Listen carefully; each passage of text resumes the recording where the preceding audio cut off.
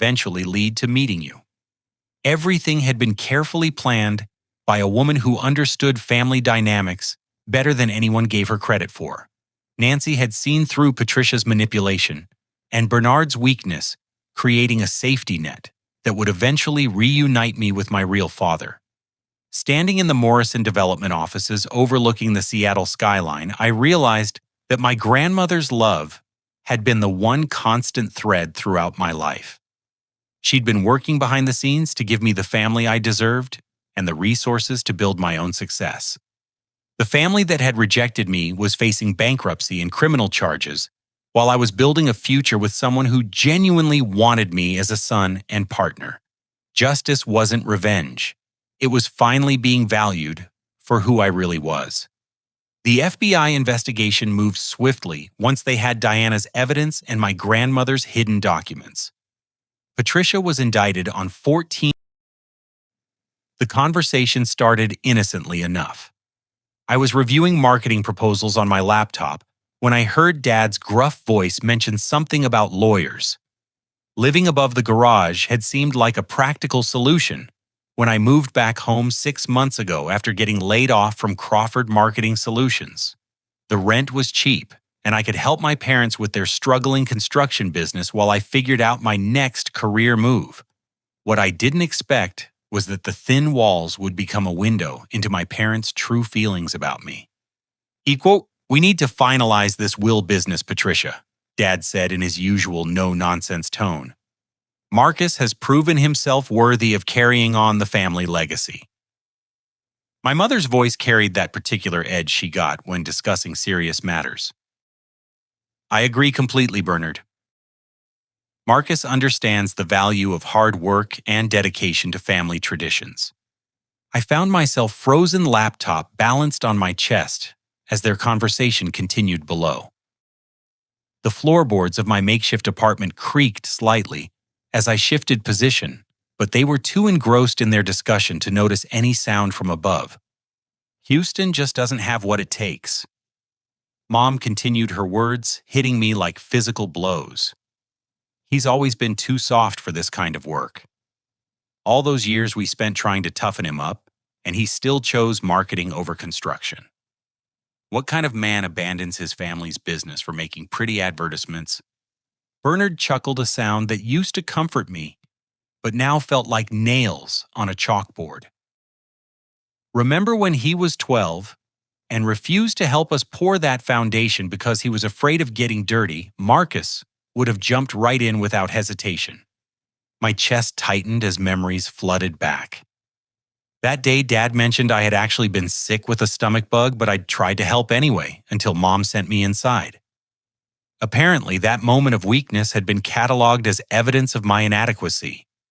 Houston will just waste it on his silly dreams. Patricia's voice grew sharper.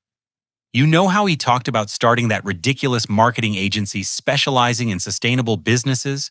Complete nonsense. Marcus has his feet planted firmly on solid ground."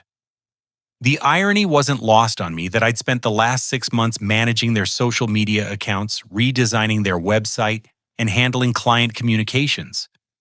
Their recent uptick in business came directly from my marketing efforts, but apparently that counted for nothing. "Marcus deserves everything," Bernard agreed.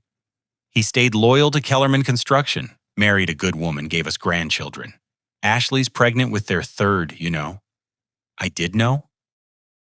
I'd been the one who organized the gender reveal party, designed the invitations, and coordinated with the caterer. But sitting there listening to my parents discuss my worthlessness, those contributions felt meaningless. "What about Houston's feelings?" Mom asked, though her tone suggested she'd already decided the answer. "He's 28 years old, Patricia. Time he learned to stand on his own 2 feet instead of relying on family handouts. Maybe this will motivate him to finally grow up." The casual cruelty in Dad's voice shattered something inside me. I'd moved back home not out of laziness, but out of genuine desire to help them navigate the digital age of business. Their competitors were stealing contracts because Kellerman Construction looked outdated compared to companies with professional websites and social media presence. My girlfriend Emma had broken up with me 2 months earlier, claiming I was aimless and immature for living with my parents. If only she could hear this conversation, she'd understand that I'd been trying to be responsible by helping family instead of abandoning them, like Marcus, who only worked there because he couldn't get hired anywhere else. The conversation below shifted to specifics about the inheritance. $2.3 million from the business valuation, the four-bedroom family home worth $600,000, and their combined savings accounts totaling another $400,000. Everything would go to Marcus, with the stipulation that he maintain the family business and continue employing current workers. Should we tell Houston about our decision? Mom asked. What's the point? He'll just argue and cause drama. We'll inform him after the papers are signed. I realized my phone had been recording the entire time. When I'd climbed into bed, I'd accidentally activated the voice memo app while reaching for my charger. 43 minutes of audio evidence documenting my parents' true opinion of me as the disappointment who never amounted to anything. The recording revealed more painful details. They discussed my failed relationships, my career struggles, and my apparent lack of direction with the clinical detachment of scientists examining a specimen. Every perceived weakness had been cataloged and analyzed as proof of my unworthiness. But the twist that left me breathless came in Mom's final comment. At least we tried with Houston. Some children just don't have what it takes to succeed no matter how much love and support you give them. Love and support. I'd received criticism disguised as guidance, conditional approval based on achievements, and constant comparisons to my supposedly superior brother.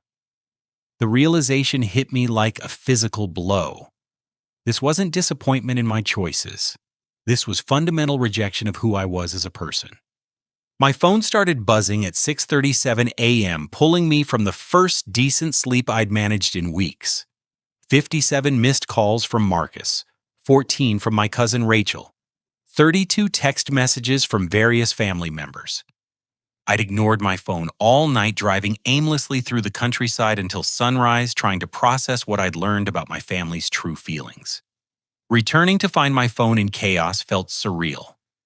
The garage apartment suddenly seemed like a prison instead of temporary housing.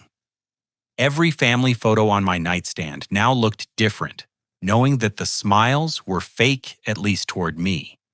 Marcus's texts started desperate and grew increasingly frantic. Houston, we need to talk immediately. Something happened with Mom and Dad. Call me back now. This is about the business. What Marcus didn't know was that I'd heard every word. His panic stemmed from the fact that Kellerman Construction had 3 major bids due this week, all requiring the marketing materials and client presentations I'd been preparing. Without my help, Marcus couldn't even format a proper proposal, let alone create the professional presentations that had been winning them contracts. Rachel's messages revealed more interesting information. As the family gossip coordinator, she somehow knew details that others didn't. Houston, did you know about Grandma Nancy's trust fund? Call me ASAP. Something fishy is happening with your parents. Grandma Nancy had died 3 years ago, but I'd never heard anything about a trust fund. My parents had handled all the estate details, claiming everything went to pay her medical bills and funeral costs. Rachel's message suggested otherwise. I decided to call her back first. Rachel worked as a paralegal for a family law firm and had always been protective of me during family gatherings, where Marcus dominated attention. Houston, thank God, she answered immediately.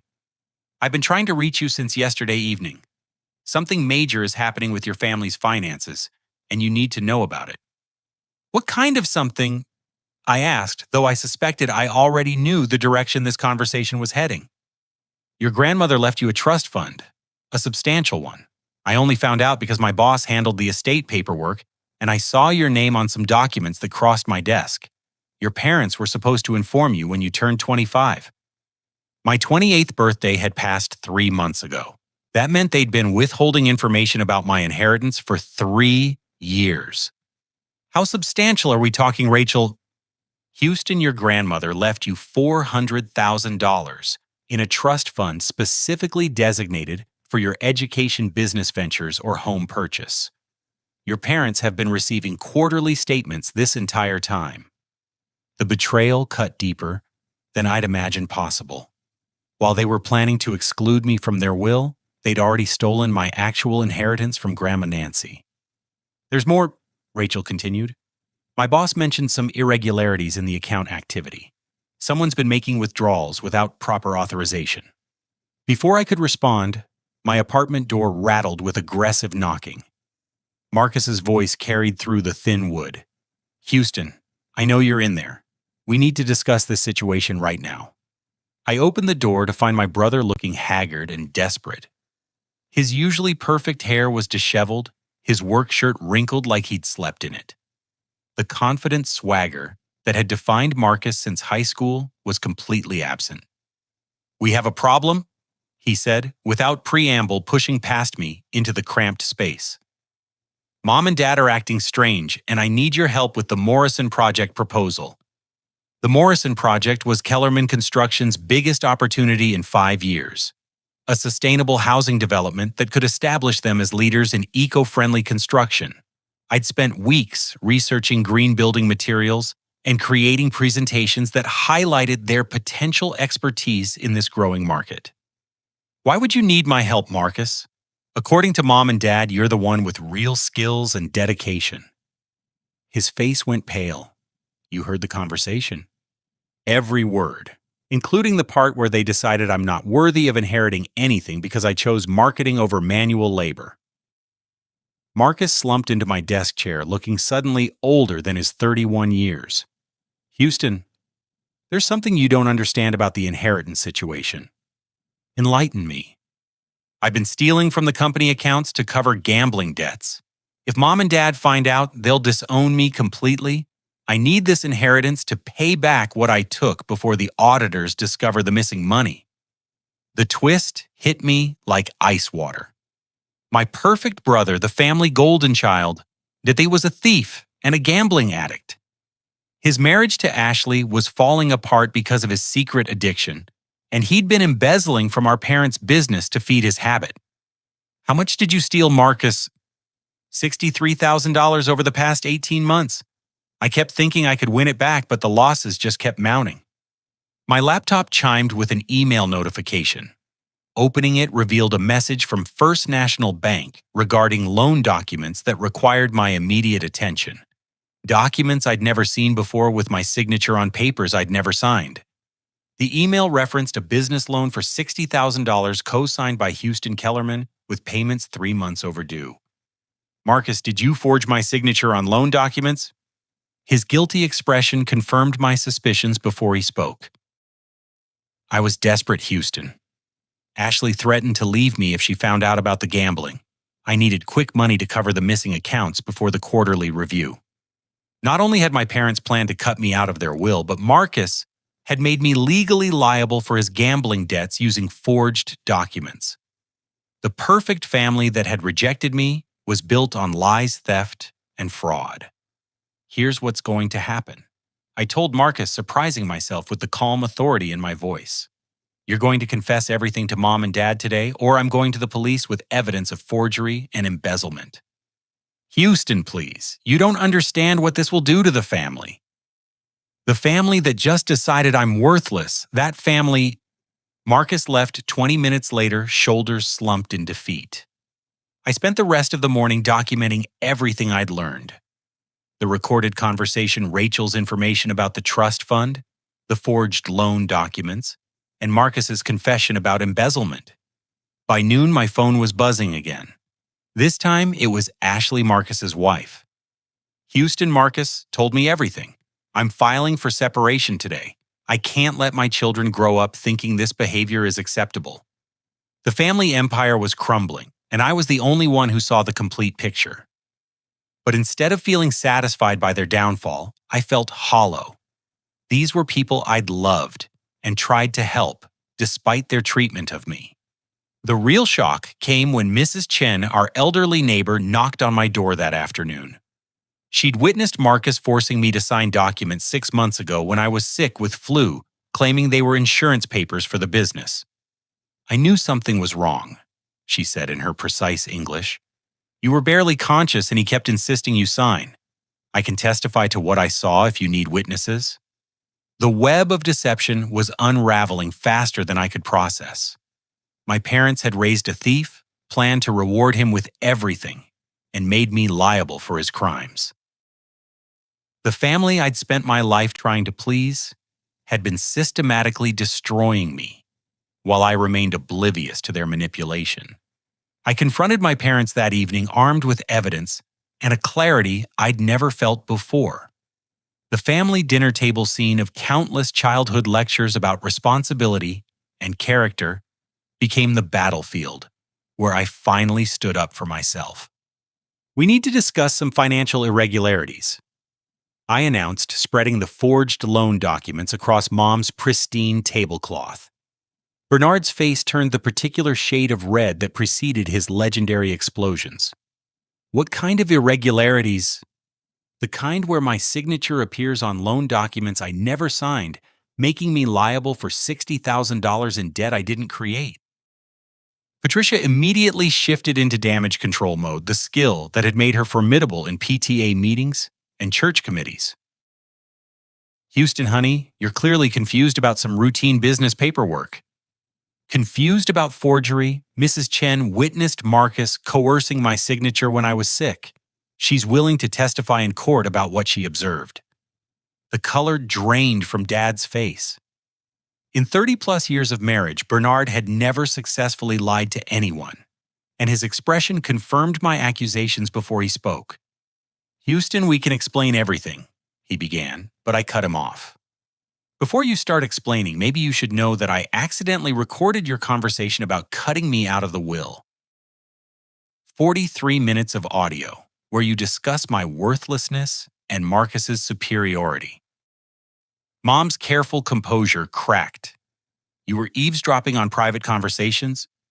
I was lying in my bed in the apartment you rent to me when your voices carried through walls that apparently aren't soundproof. But please tell me more about my character defects. The confrontation was interrupted by the arrival of Uncle Frank, Patricia's older brother, who'd driven down from Portland without warning. Frank had always been the family troublemaker, the one who asked uncomfortable questions at gatherings and refused to pretend everything was perfect. Well, Frank said, surveying the tense scene. Looks like the annual Kellerman family drama is starting early this year. Frank, this isn't a good time, Patricia protested. Actually, it's a perfect time, he replied, settling into an empty chair. I've been waiting 3 years to have this conversation. Frank produced a manila folder from his briefcase, spreading documents across the table next to mine. Houston, did you know your parents have been intercepting mail from your grandmother's estate attorney or... The twist hit the room like a bomb.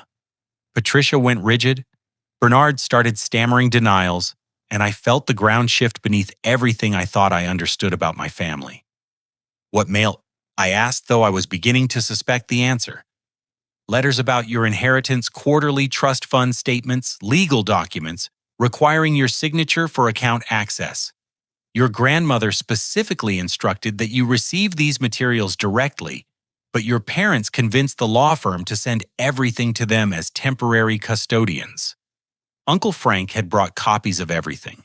Grandmother Nancy's will clearly stated her intention to provide me with financial independence through the trust fund. She'd written personal letters expressing concern about my parents' favoritism toward Marcus and wanting to ensure I had resources to pursue my own path. Nancy never trusted Bernard's judgment about money, Frank continued. She worried that he'd favor Marcus because of traditional ideas about inheritance and manual labor. But Frank wasn't finished. His final revelation made everyone at the table go silent. Houston, there's something else you need to know about your family history, something your parents have hidden from you your entire life. Patricia looked like she might faint. Frank, don't you dare. Your father isn't actually your biological father. The words hung in the air like smoke. I looked at Bernard, whose expression confirmed the truth before anyone spoke another word. 29 years ago, your mother had a relationship with a man named James Morrison before she married Bernard. She discovered she was pregnant, but chose financial security over love. Patricia was crying now, not the manipulative tears she used to control family arguments, but genuine sobs of shame and regret. I was young and scared, she whispered. James was a dreamer with big plans, but no money. Bernard offered stability and security. Bernard spoke for the first time since Frank's arrival. I knew Houston might not be mine biologically, but I chose to raise him as my son. That never changed how I felt about him. Until Marcus was born, Frank corrected. Then everything changed. Nancy saw how differently you treated the boys, and that's why she created the trust fund. Uncle Frank handed me a business card with James Morrison's contact information. He's been trying to find you for years, Houston. He's a successful architect in Seattle now, and he's never stopped wondering about his son. The family meeting dissolved into chaos. Patricia fled to her bedroom. Bernard sat in stunned silence, and I stared at the business card that represented a completely different future than anything I'd imagined. Frank stayed behind after everyone else scattered. Your grandmother made me promise to tell you the truth if your parents ever tried to cheat you out of what she left you. She suspected something like this might happen. Why didn't she tell me herself? She tried, but your parents controlled access to you so carefully that she never got the chance. The cancer took her faster than anyone expected. I spent that night researching James Morrison online. Successful architect specializing in sustainable design, owner of a thriving firm with offices in Seattle and Portland. Photos showed a man with my eyes and my stubborn chin, someone who looked like he might actually understand my interest in environmental marketing and innovative business approaches. The most shocking discovery was that Morrison Development had been bidding against Kellerman Construction for contracts over the past 2 years. My biological father's company had been competing with the family business, and neither of us knew about the connection. Everything I'd believed about my identity was crumbling, but for the first time in my life, I felt like I might actually belong somewhere. The parents who'd rejected me weren't really my parents, and the man who'd created me had been searching for me for decades. The question now was whether I had the courage to reach out to James Morrison and discover what kind of life might be possible with a father who actually wanted me. I called James Morrison at 7 a.m. Seattle time, my hands shaking as I dialed the number Uncle Frank had provided. The phone rang 3 times before a warm baritone voice answered. Morrison Development, this is James. My name is Houston Kellerman. I began, then paused. Actually, I think my name might be Houston Morrison. I believe you're my biological father. The silence stretched for nearly 30 seconds. When James spoke again, his voice was thick with emotion.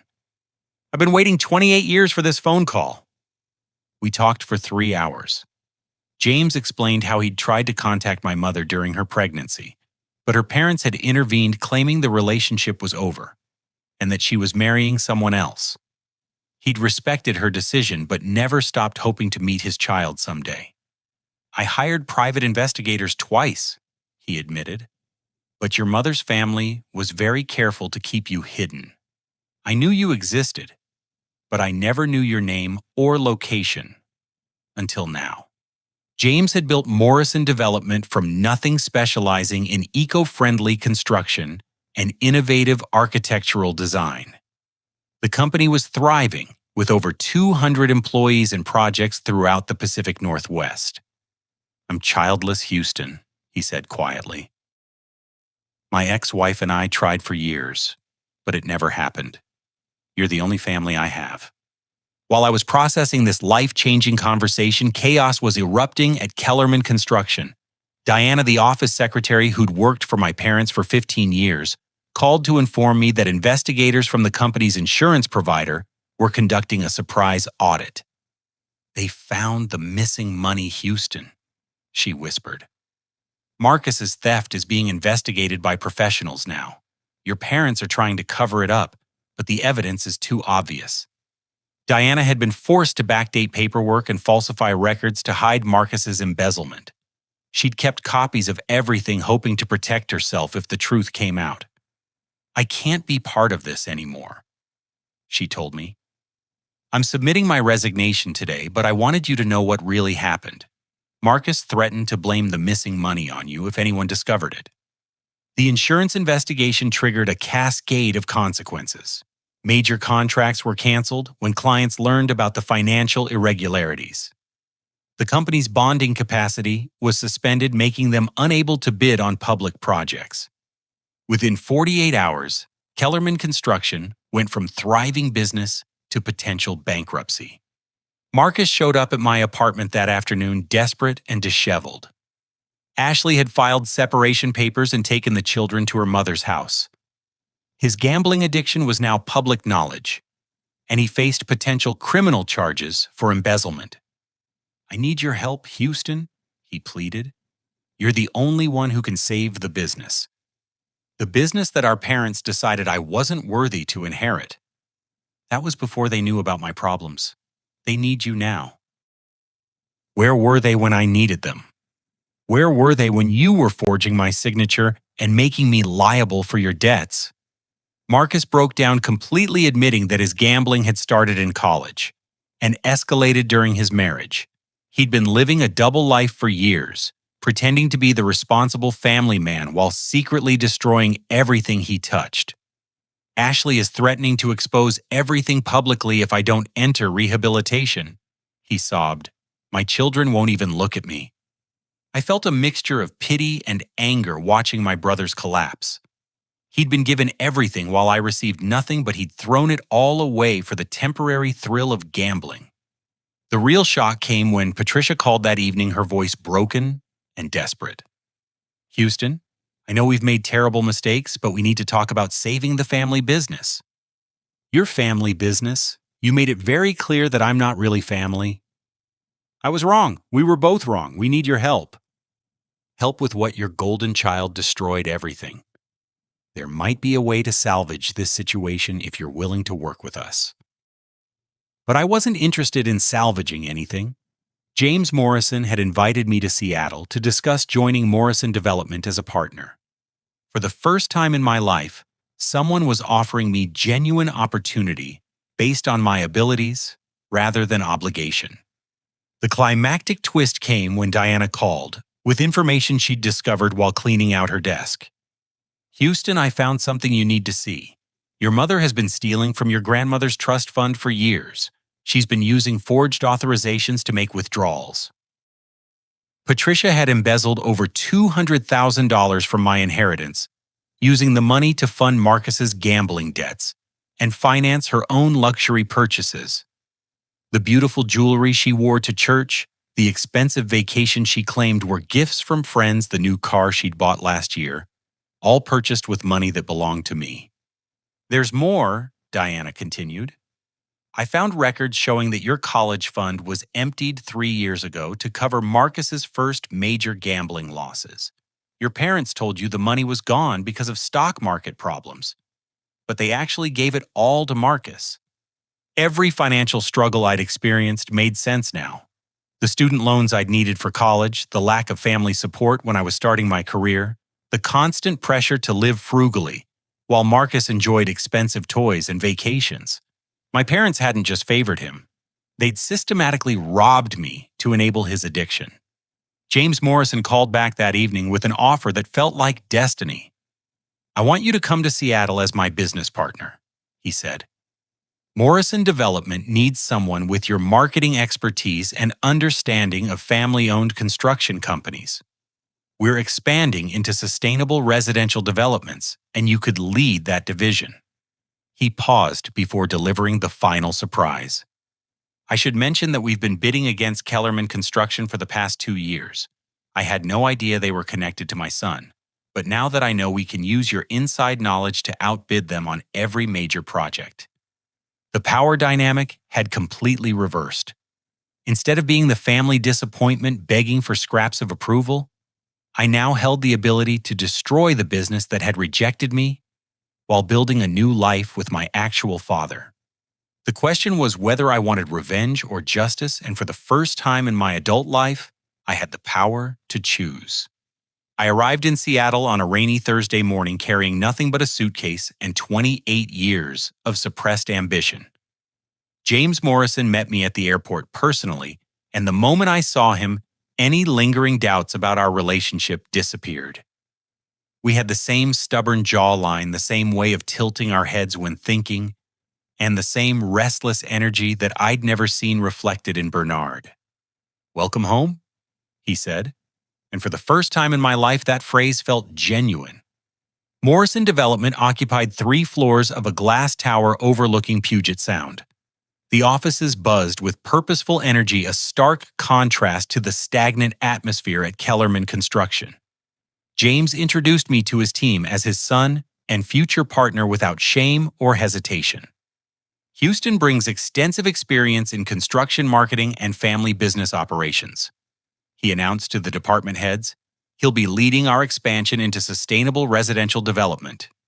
What impressed me most was how James had built a company culture based on innovation and integrity. Employees were encouraged to propose new ideas. Environmental sustainability wasn't just marketing, but genuine company policy, and everyone seemed genuinely excited about their work. Diana called during my first week in Seattle with updates from the ongoing chaos in my former life. "The FBI raided Kellerman Construction yesterday," she reported. "They seized all the financial records and computers. Your mother has been arrested for embezzlement of trust funds. Patricia faced federal charges for stealing from my grandmother's inheritance." The evidence was overwhelming. Forged signatures, unauthorized withdrawals, and a paper trail leading directly to her personal accounts. She'd used my money to maintain her lifestyle while telling everyone that I was the financial burden on the family. "Marcus entered a plea bargain," Diana continued. "He's testifying against your mother in exchange for reduced charges on the embezzlement. He'll probably serve 6 months in minimum security and pay restitution." The family was imploding exactly as I'd predicted, but I felt no satisfaction in their destruction. Instead, I was focused on building something positive with James and learning everything I could about legitimate business practices. Morrison Development had been winning contracts against Kellerman Construction for 2 years, not through underhanded tactics, but by offering superior innovation and competitive pricing. James showed me their proposals for projects that my former family's company had lost. We consistently outbid them on sustainable housing projects because we actually understand green building techniques, James explained. They were trying to fake expertise they didn't possess. I realized that my marketing work for Kellerman Construction had been sabotaging my own father's company. The irony was staggering. I'd been helping my adoptive family compete against my biological father without anyone knowing the connection. "Now that you're here, we can expand our residential division and dominate that market segment," James said. "Your insider knowledge of their weaknesses will help us bid more strategically." We spent hours reviewing Kellerman Construction's failed projects and identifying patterns in their mistakes. They consistently underbid projects, then ran over budget due to poor planning and outdated methods. My former family had been failing because they refused to adapt to modern construction standards. The local newspaper started investigating corruption in the construction industry, focusing specifically on Kellerman Construction's financial irregularities. The reporter contacted me for comments about the family business, creating an opportunity to expose their fraud publicly. Ashley reached out during my second week in Seattle, calling to apologize for her family's treatment of me. "I always knew something was wrong with how they talked about you," she admitted. "Marcus would come home and complain about your ideas. But then I'd see those same ideas implemented successfully later." She was divorcing Marcus and had demanded full custody of their children. The gambling addiction had destroyed any trust in their marriage, and she refused to expose her kids to his instability. "The children ask about Uncle Houston," she said sadly. "They don't understand why you disappeared." The most satisfying development was watching Morrison Development win 3 major contracts that Kellerman Construction had desperately needed. Without my marketing support and with their reputation destroyed by the scandal, they couldn't compete against legitimate companies. James offered me a full partnership after just 2 weeks. "You understand both sides of this business now," he said. "The corrupt practices that destroy companies and the ethical approaches that build lasting success. I want you to co-own Morrison Development." But the ultimate twist was still coming.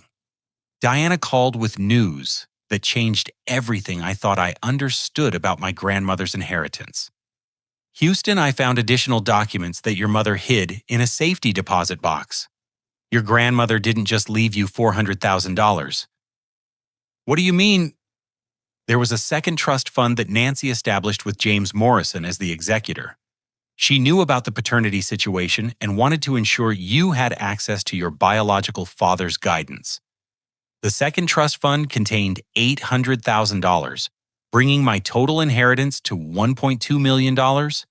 Grandmother Nancy had been protecting me from my adoptive family's favoritism, while secretly connecting me to my real father. She planned this entire situation," Diana explained. "Nancy knew your parents would try to cheat you, so she created a backup plan involving James Morrison.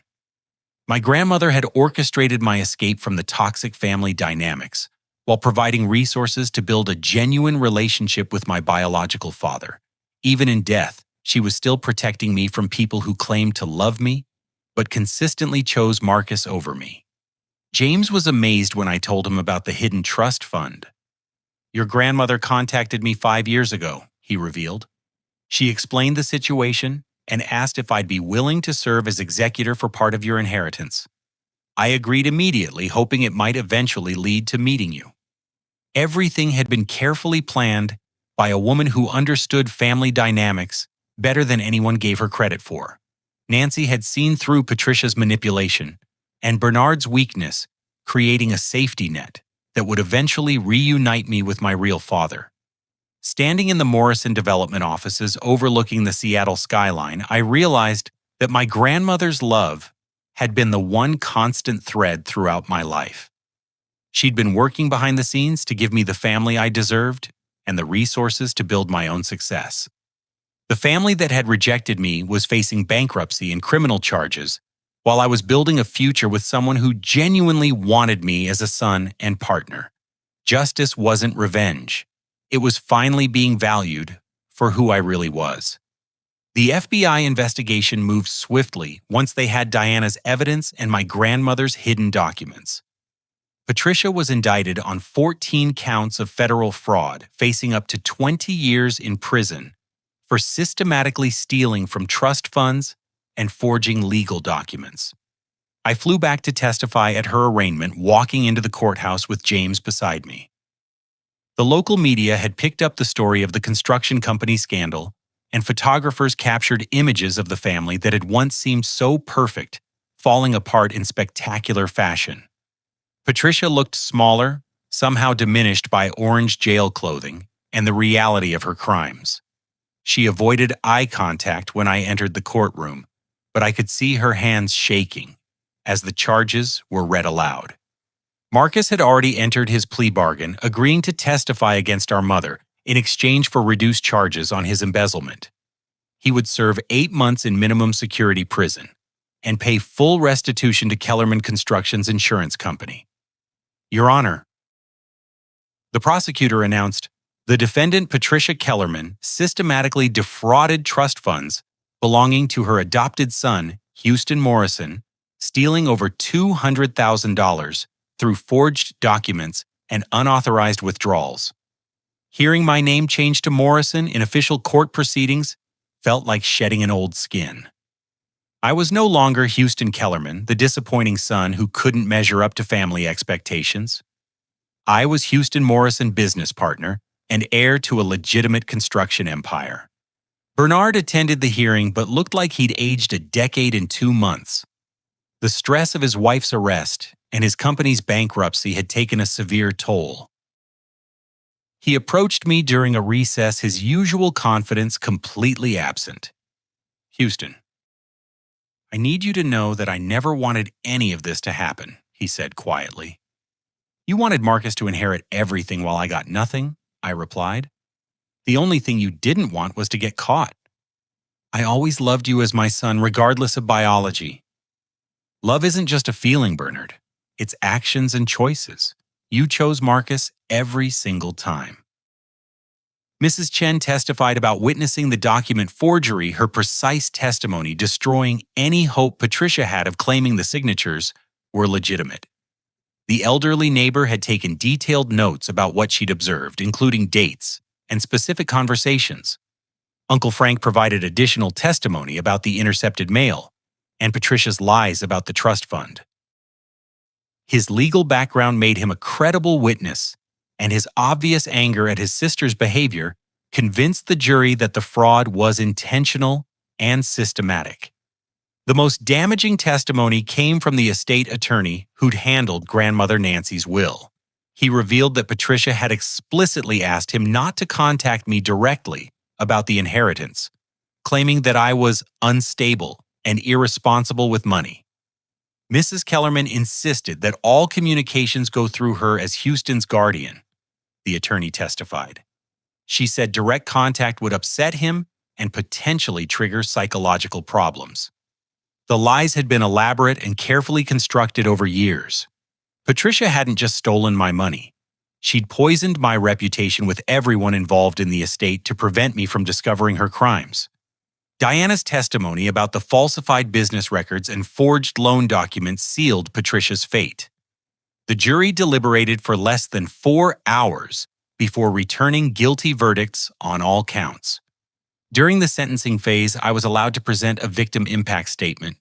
Standing at the podium looking directly at the woman who'd raised me, I spoke from the heart. Patricia Kellerman didn't just steal money from me. She stole my identity, my family connections, and my sense of self-worth. She convinced everyone around me that I was worthless while secretly enriching herself with my inheritance. The damage to my life extends far beyond financial loss.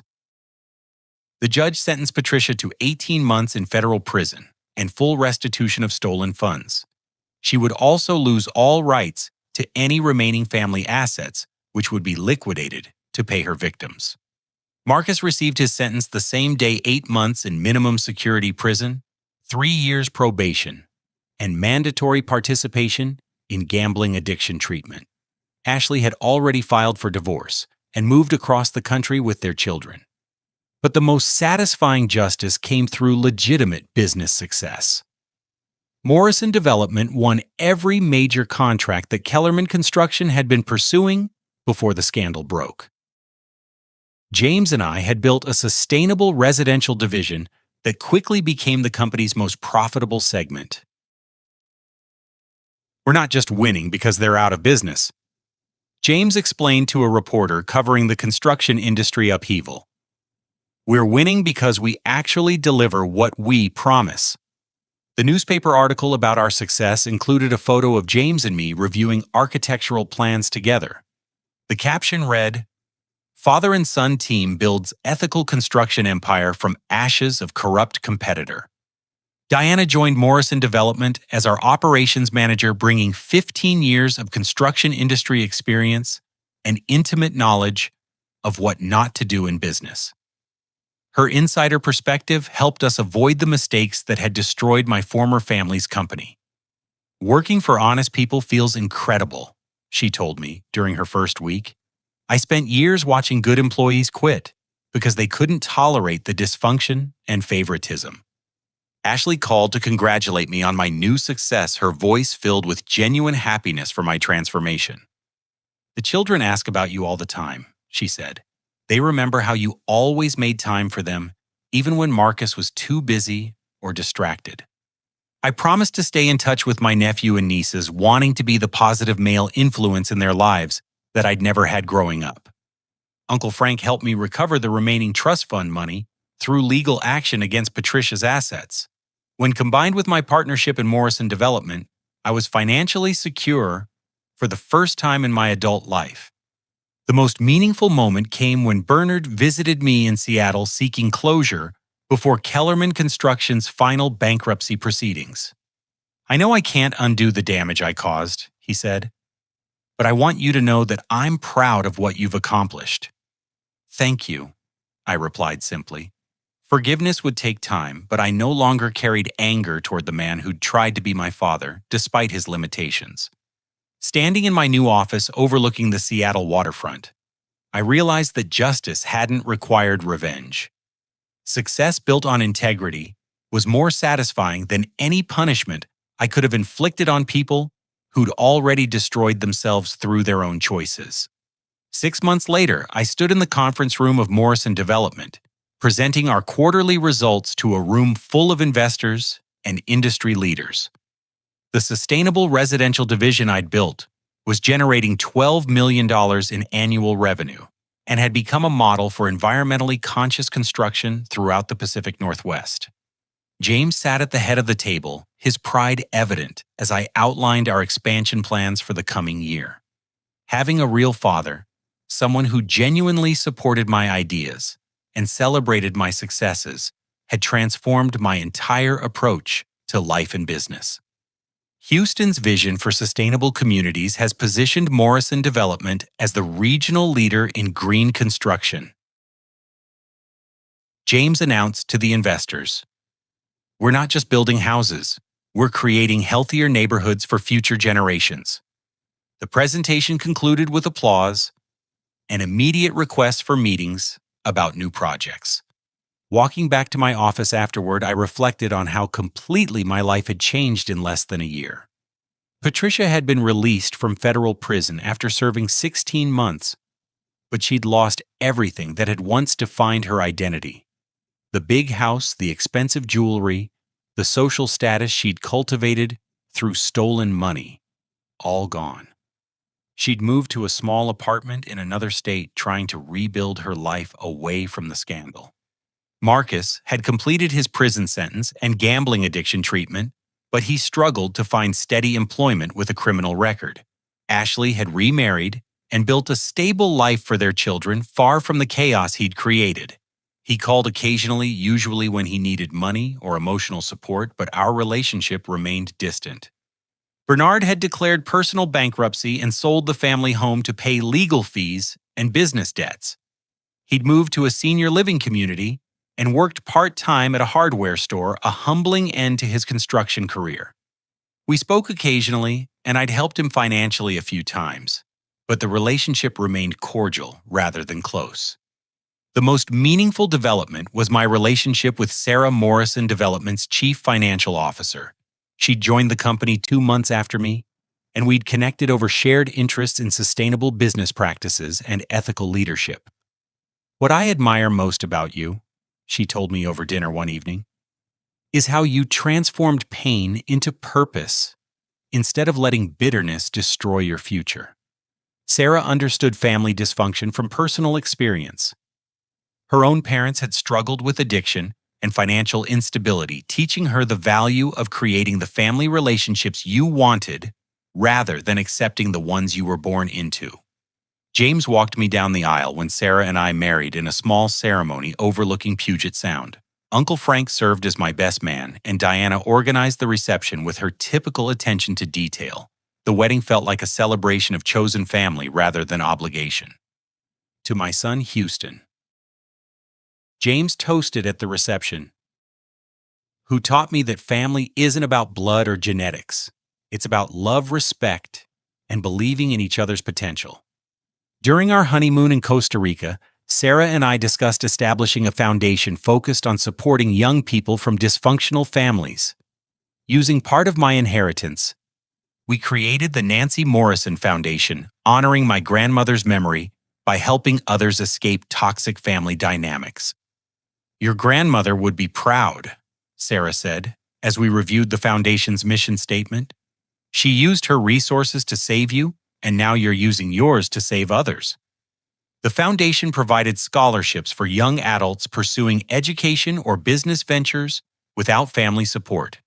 Our first recipients included 3 students from my old high school who'd grown up in homes similar to mine, places where favoritism and manipulation had damaged their confidence and opportunities. Bernard attended one of our foundation events, watching from the back of the room as I spoke about overcoming family rejection and building authentic relationships. Afterward, he approached with tears in his eyes.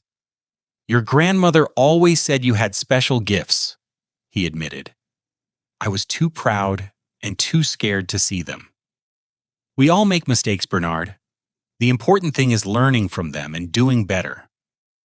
Our conversation that evening marked a turning point in our relationship. While we would never be close, we'd found a way to coexist with mutual respect and understanding. Marcus remained the most challenging family relationship. His gambling addiction was controlled but not cured, and he struggled with depression and employment difficulties. I'd offered him a position with Morrison Development's labor crew, but he declined, claiming it would be too humiliating. "I can't work for my little brother," he'd said during one of our infrequent phone calls. "I'm not your little brother anymore, Marcus. I'm your peer, and I'm offering you an opportunity to rebuild your life." He eventually accepted a position with a different construction company, one that didn't know about our family history. We maintained minimal contact, but I'd learned not to take responsibility for his choices or emotional well-being.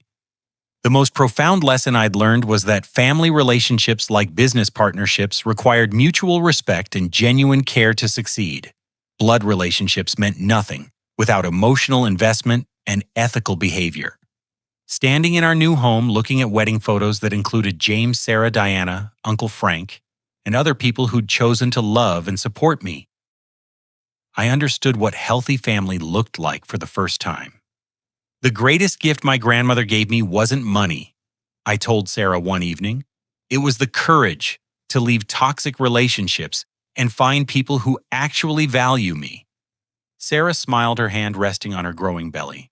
Our first child was due in the spring, and we'd already decided to name her Nancy if she was a girl.